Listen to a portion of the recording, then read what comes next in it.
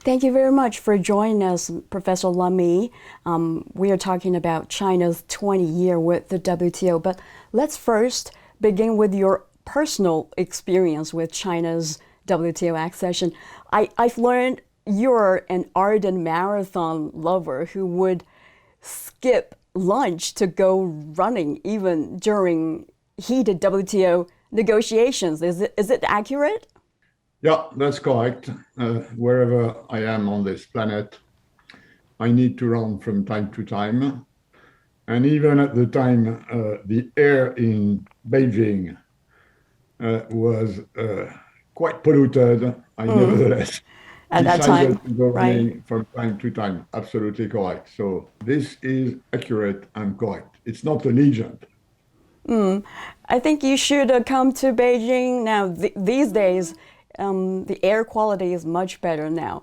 But I correct. That's absolutely correct. And I can confirm I am in Beijing uh, at least 2 times a year. Well, that mm, was before wow, COVID. And right. I think this is absolutely correct. There has been a big improvement, but still a bit more to come. Mm.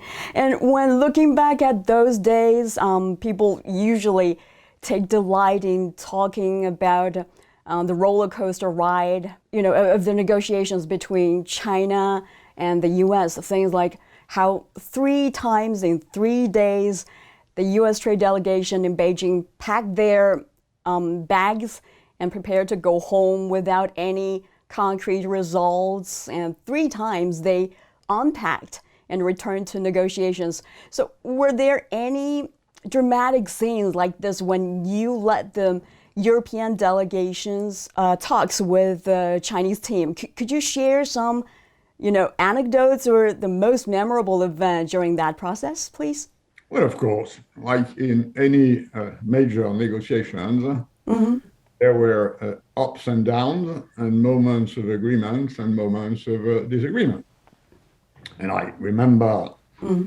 having left Beijing with my counterpart, the trade minister at the time, Che Mm-hmm. Guangcheng, Right. very cross that I had stopped the negotiation to go back to Brussels. Uh-huh. He was very furious about this. And then I remember when we closed this negotiation with Prime Minister Su Wongji, with whom I had an excellent personal and substantial relationship. Mm. And that was a very happy moment. So, like always, there were bad times, there were good times, but at the end, we made it. And I'm very thankful to Su Wongji to have had this sort of necessary understanding Mm-hmm. and strategic vision in order to make this happen. Mm. Were there any moments when you felt that really frustrated that the talks might not be able to, go on? Yeah, certainly, like in all negotiations.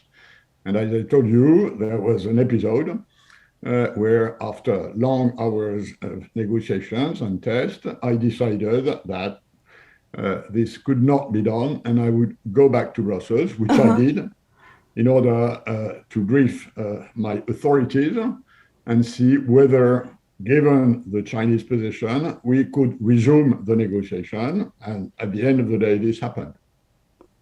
Good. The negotiations on China's WTO accession could be described as at least as a mini marathon, right? From your perspective, what was the major factor or factors that enabled China to eventually cross the threshold? Was it mainly due to, the size of the Chinese market? Well, I think there are, two main sources. The Mm. first one is the decision taken by Deng Xiaoping to open the world to China and open China to the world. That was way before the negotiations started to join WTO, but this notion that it would be better for China and for the world to increase international exchange was a fundamental shift in the history of China, which had known before periods where China was open and periods where China was closed.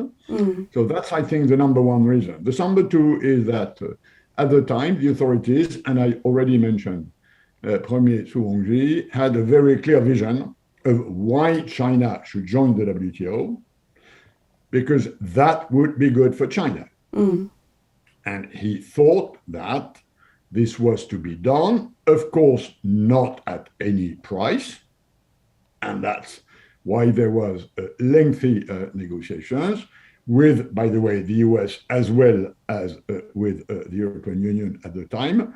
So I think there was a strategic element which dated from long, and then there was a very strong tactical view by Zhu Rongji that that would be good for China, not least because that would put pressure on reforming a number of outdated features of the Chinese economic system. And by the way, this is what happened. Indeed, the government at that time was really decisive to and very determined to join the organization. And time went by, and when we look back in 2011, the year marking China's 10th anniversary with the WTO, there were actually criticisms over China's fulfilling its commitments. But you, as Director General of the organization at that time, said China has, and I quote, China has delivered an A-plus performance since its WTO accession. And Chinese people were very pleased because they have a deep respect for professionals and know what an evaluation made by the head of the organization means. So do you still remember why you had such an assessment? Yes, I do. And I keep with this word. China subscribed when it joined, subscribed obligations to conform to the existing WTO rules in a number of areas, and China abided by this commitment. And when China sometimes, like others, did not abide or interpreted the rules in a way that were not the right ones, then China was taken to the dispute settlement. It sometimes won, it sometimes lost, but it played the game of a rules-based multilateral trading system. So in my view, if we have a problem with China, if the WTO members have a problem with China, and some have problems with China, this is not because China does not abide to its commitments. It's because in the meantime, for the last 20 years, when China first joined, China has changed a lot, the world has changed a lot, the economy has changed a lot, and the rules of WTO have not changed at all. This is where we may have a problem, which I think deserved to be fixed. Indeed. As you said, the rules should change as well. But you did have a high evaluation on China. But at that time, did you foresee how big a share China would have in global trade 10 years later? Have China's achievements gone beyond your expectation? Yes, indeed. And I think they've gone beyond everybody's expectation and probably even beyond Chinese expectations. Fact is that China opening its economy to the rest of the world, the way it did, the sort of quantum it increased when it joined WTO, created a formidable engine for China's growth and also, by the way, for the growth of the rest of the world. So I think the surprise is that the sort of growth dynamic, the sort of 10% GNP per year at that time, the notion that it could be sustained successfully so long was not very much in our minds. And in many ways, this has been a surprise. China has developed more quickly than expected, although on the Chinese side, the fact that it is a developing country has always been put on the front line, and there is a tension between this obvious incredible economic performance on the one side and the fact that China still believes and says it believes that it is a developing country. This is one of the problems we have to fix now. You're saying China's not a developing country, but the country's GDP is ranked only, some 70 around the world. I'm not saying it's not a developing country. I'm saying it's a developing country which has developed a lot as compared to what it was 20 years ago, which means that some of the rules of the game, which were okay for China being a poor developing country, may not be okay now for China being a much richer developing country. I understand. Then how would you rate China's fulfillment of its WTO commitments now? If it's about whether or not China abided by its commitments, the answer is clean. If it's about whether some Chinese practices today, like, for instance, SOE subsidization, or like technology transfers obligations, fit with the spirit of WTO, then the answer is probably no, and we need to adjust some of the rules of the WTO with a China which has much more firepower, including to subsidize, than in the past. But can you, to any extent, understand why China has to or insists on its SOE subsidies? I think I know why. The Chinese leadership, the Chinese Communist Party, believes that running 30% of the Chinese economy under state control is the way for China to succeed. So there is a sort of notion that you need major, big state-owned enterprises to move the economy to a better stage, like you believe you need the Communist Party to lead the population to a better stage. So that's not the problem. After all, China has the right to decide how much of its economy should or not be state-owned or privately owned. This is a political decision which belongs to the Chinese themselves. The problem is that if you subsidize, then you distort trade. And we're not saying that state-owned enterprises should not be state-owned. What we are saying is that privately owned companies on the Chinese market or on the international market should not have to compete with the Chinese treasury. This means that in the WTO, we need stronger rules about the use of subsidies. They can be good in some areas. They are trade distorting in other areas. For the moment, these disciplines, in my view at least, are not strong enough and need to be addressed, a bit like what we did within the European Union, where we have state aid disciplines which ensure that with an internal market, people do not compete unfairly with treasury backing. Oh, well, I think I'll leave that to experts to discuss because it's really complicated. Then how would you evaluate China's role within the organization? You're saying that the rules of the WTO should change. And can China be of any help in this regard? Well, that's a very good question. Whereas, again, China has been a good WTO member in implementing its commitment, I personally believe that overall, China has not been active enough in reforming the organization. The WTO is a member-driven organization. And China, as a major member, has a responsibility to drive the organization.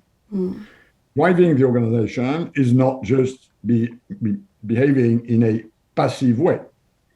Driving the organization is sometimes taking initiatives, making proposals. And on this, I believe China overall is, for the moment, still too defensive, as if the view was that 20 years ago, they paid too much of a price to join the organization. I think this is what some officials in China have in mind, hence this rather defensive position, whereas I think we absolutely need China, like major others, like the European Union, like the US, to drive the organization and help reforming it in order to be more in line with what trade distortions are today. And they are quite different from what they were 20 years ago. You were saying China not active enough, but you were head of the organization before, and you know how difficult it was, or it is actually, to drive any motion within this organization. And you said the organization should be less member driven and should be more secretariat driven, but it is really hard, right? So China, what can China do in this regard? It's difficult, right? Well, first, I keep to the view that the balance of power, influence, and authority within the organization lies too much with the members and not enough with the WTO Secretariat, which has the necessary objective, the necessary objectivity, the necessary qualifications, the necessary expertise to, in some cases, drive the organization if it's about changing the rules. I know it is difficult because lots and lots of trade obstacles, and WTO is about removing unfair trade obstacles, have a lot of domestic consequences. Yet, and this is what sometimes explains that members are not keen on moving the organization forward, because this would change things. And if you change the rules of the game, then some of your domestic players will win, others will lose, and you have to cope with this win-lose political equation at home, and that's a reality which we all know. Still, I believe it would be useful for the Secretariat to have the authority, for instance, to table proposals. If there is something that does not work in the WTO and there is a necessity for reforming, the Secretariat knows where the problems are, and they have views about how to find solution to this problem. Of course, they will not decide. It's for the members to decide, but proposing reforms, proposing changes is something which I think the Secretariat should have the authority to do, whereas for the moment, it does not have it as per the practices and the rules of the organization. You're saying the WTO should have more centralized authority. I'm saying it should be a bit more of an institution, whereas it still is very much of an organization, leaving aside a major feature of the WTO, which is the dispute settlement system, which is a very strong one, which is probably the reason why the Trump administration tried to damage it. Overall, as far as the process for deciding on the rules is concerned, yes, there should be a bit more central authority within the Secretariat, which again is a bunch of people who know what they're talking about, who come from all over the place, who are not nationally biased. They serve a multilateral rules-based system in a very objective and competent way, in my view. But the WTO has been, de facto dysfunctional for years, mainly due to the U.S. blocking the appointments or reappointments of members to its appellate body. Well, the U.S. did it again at a WTO meeting late in August.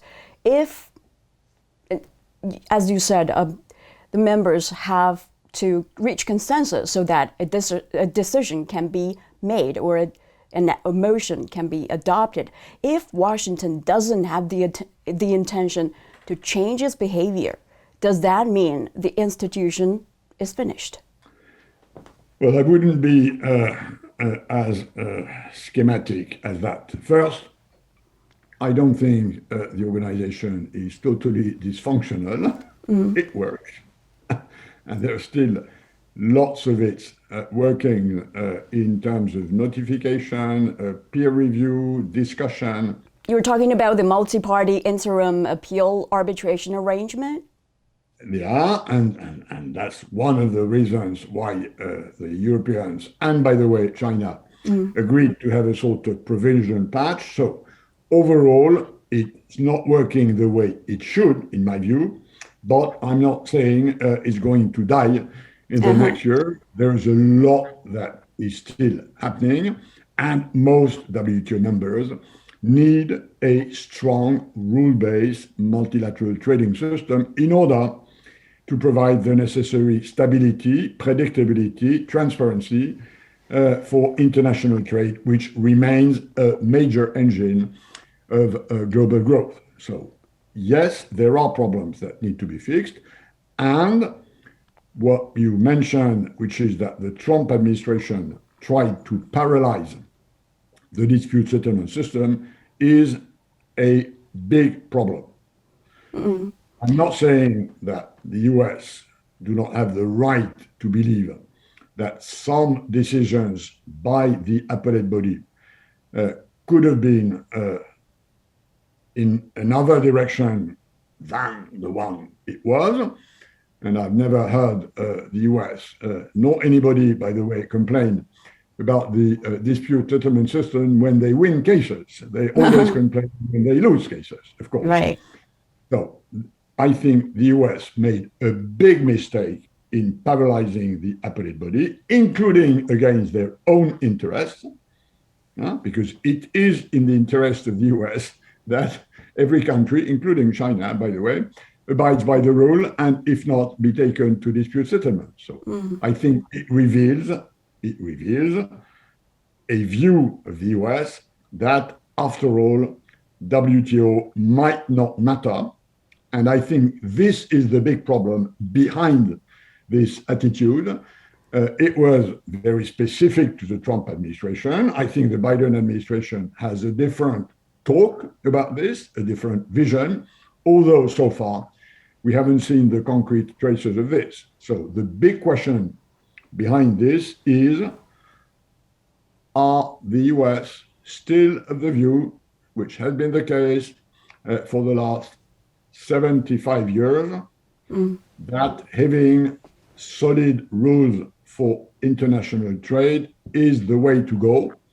Or do they believe that at the end of the day, they are strong enough to be able to survive in what would be a jungle? This is, in my view, the big strategic question. As you know, China usually says whoever started the trouble should end it. But Washington seems, at least at this moment, have no intention to cooperate with other members in getting the WTO back on track. So I'm wondering if this multi-party interim appeal or arbitration arrangement you just mentioned, established by the EU, China, and other members, has been faring well since its launch in May last year. Could it be the permanent solution? Well, I think that's a very important question. And as I already mentioned, the big issue with the WTO for the moment is the US ready to to re-engage on the one side, and that's a precondition to solve the second question, which is China ready to accept changes in the rules of the WTO, sort of WTO reform, in areas where China will accept more disciplines. It should not be the only one to accept more discipline. There also should be more discipline on farm subsidies, for instance, and this is a problem for the US, less for China, although the subsidization of agriculture in China has enormously increased for the last 20 years. So question number one, are the US ready to re-engage? This is an open question at this stage. Second, would China accept more disciplines in some areas? And if the answer to question number one would be no, the US will not re-engage anytime soon for whatever reasons, then we have to think of a system which would regulate trade, including in disputes, among the WTO members who are willing to keep a multilateral rules-based organization. It simply will be, in some cases, less multilateral and more plurilateral. I know it's a difficulty, and I would not like this. It's only a sort of plan B, but it might be to be considered whether, if the US do not engage, then other members build a system while leaving the door open to the US. So it's a big strategic conversations which we need to have. Right. I recall you once said that a major regret of your term as WTO Director General was that member economies missed the opportunity to conclude the Doha deal. So do you think there are any lessons that can be learned so that the reform of the WTO won't be as ill-fated as the Doha round? Of course, there are always lessons of failures, and we sometimes learn more from our failures than for our successes. It's true that the previous attempt to reform WTO, which was called the Doha round, it was a reform of WTO, did not succeed, mostly because the US refused a series of new commitments around the agricultural sector. That was the straw that broke the camel's back. I think one of the main lessons is that the WTO reform has to be done bit by bit and not with a sort of 20 items agenda, which once adopted is run with the notion that nothing is agreed until everything is agreed. This is too complex in today's world, with members of the WTO who are much more active, much more expert, much more numerous than in the past. So I think we should run the WTO with a simpler agenda, one or two or three big things which we decide we will solve within the next 3 or 4 years, and not overcrowd the agenda with so many items. Again, this is a matter for more strategic thinking rather than just business as usual. Any areas that the EU and China might collaborate more so that the reform could be a success? Yeah, I think there are 3 areas.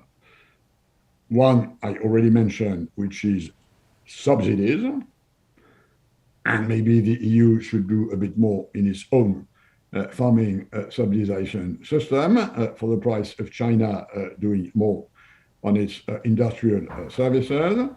I think environment is a second issue.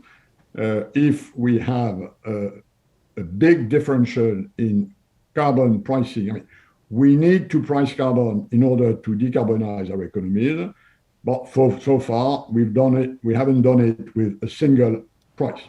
So as long as the price of carbon is different in, for instance, China and EU, we need some sort of border adjustment in order to avoid carbon leakages. And this is something which EU and China, who are both committed to a strong effort of decarbonizing their economies, should do together.